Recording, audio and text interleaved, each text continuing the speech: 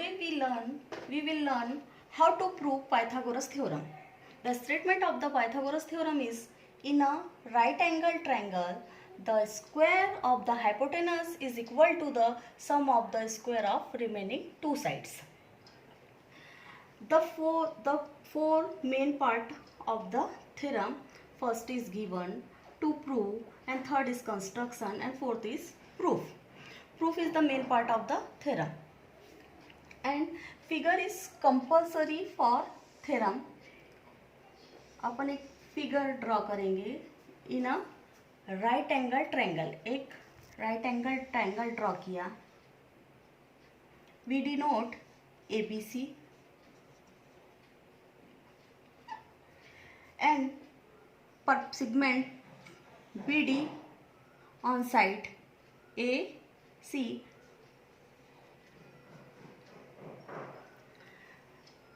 Figure बहुत ही compulsory है थ्योरम के लिए.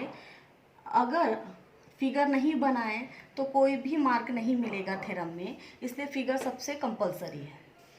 तो स्टेटमेंट क्या बोलता है, ना right angle triangle the square of hypotenuse. Hypotenuse मतलब यहाँ 90 का एंगल फॉर्म हो रहा है. इसके जो सामने की साइड होती है क्या कहलाती है, हाइपोटेनस. यानी हाइपोटेनस यानी AC.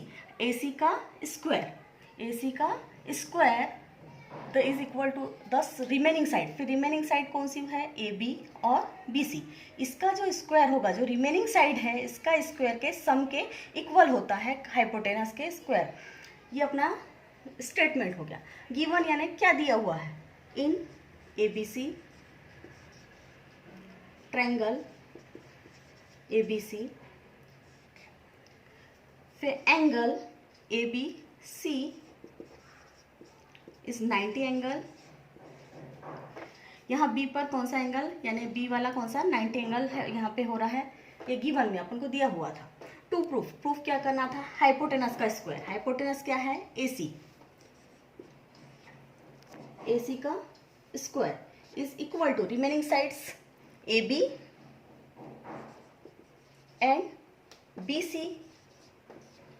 The square of remaining side is equal to ये टू प्रूव हो गया. कंस्ट्रक्शन, ड्रॉ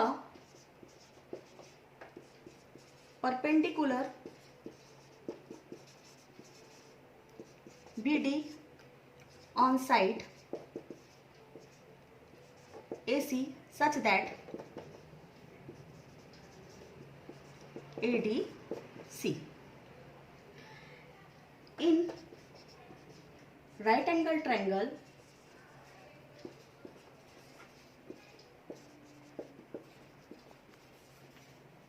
ABC,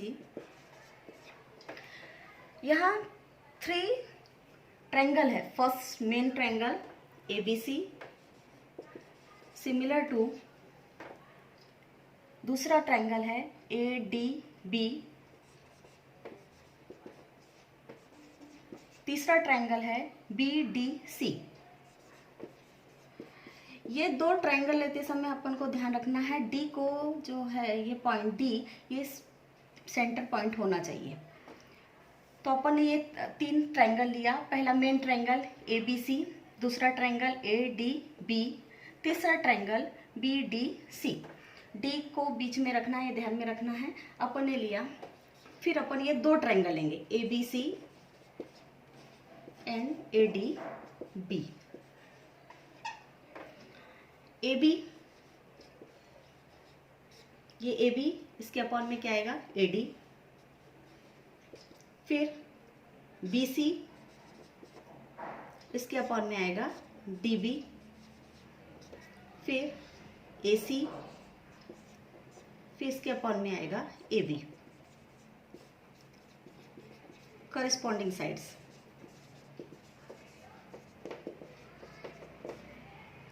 तो अपन को देखना है यहाँ पे कि कॉमन क्या चीज़ दिख रहा है. तो ये वाला, ये 2 चीज़ों में कॉमन दिख रहा है, इसलिए इसको अपन छोड़ देंगे और ये लेंगे AB AD और AC AB. अपन ने क्रॉस मल्टीप्लिकेशन किया, AB इंटू AB, AB का स्क्वायर इज इक्वल टू फिर AD इंटू इक्वेशन नंबर 1। फिर अभी अपन ने ABC और ADB लिया, फिर से अपन ने ABC तो लेना है जो मेन ट्रायंगल है ABC, फिर कौन सा लेना है BDC, फिर AB के अपॉन में लिया BD, फिर BC के अपॉन में लिया DC, फिर AC और फिर BC। अब फिर देखेंगे कि कॉमन क्या दिख रहा है यहाँ पे BC दिख रहा है, यहाँ पे BC दिख रहा है, ये दो को लेना है, इसको छोड़ देना है अपने। BC यहाँ पे भी लिख सकते हैं करेस्पॉन्डिंग साइड्स,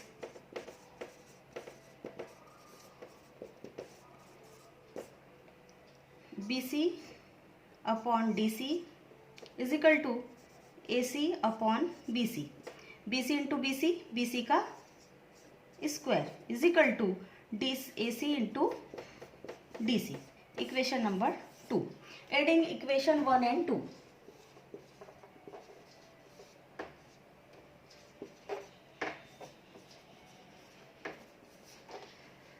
ये इक्वेशन 1 और 2 का अपन को एडिशन करना है, तो ये साइड और ये साइड AB का स्क्वायर प्लस BC का स्क्वायर इज इक्वल टू, फिर ये लिखेंगे AC into AD plus AC into DC।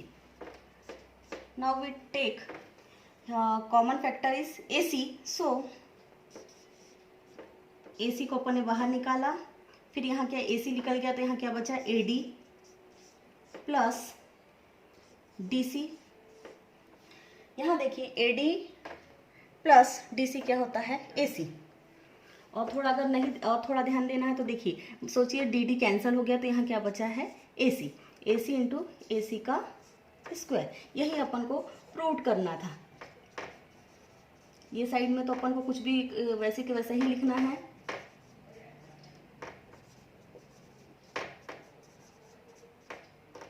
फिर ये अपन लिख लेंगे AC का स्क्वायर प्लस AB का स्क्वायर प्लस BC का स्क्वायर